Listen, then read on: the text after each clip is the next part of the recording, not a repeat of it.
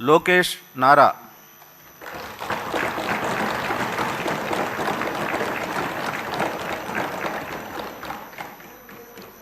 నారా లోకేష్ అనే నేను శాసనసభ సభ్యుడినైన ఎన్నిక అయినందుకు శాసనం ద్వారా నిర్మితమైన భారత రాజ్యాంగం పట్ల నిజమైన విశ్వాసం విధేయత చూపుతానని, భారతదేశ సార్వభౌమ అధికారాన్ని సమగ్రతను కాపాడుతానని, నేను స్వీకరించబోయే కర్తవ్యాలను శ్రద్ధాశక్తులతో నిర్వహిస్తానని దైవ సాక్షిగా ప్రమాణం చేస్తున్నాను.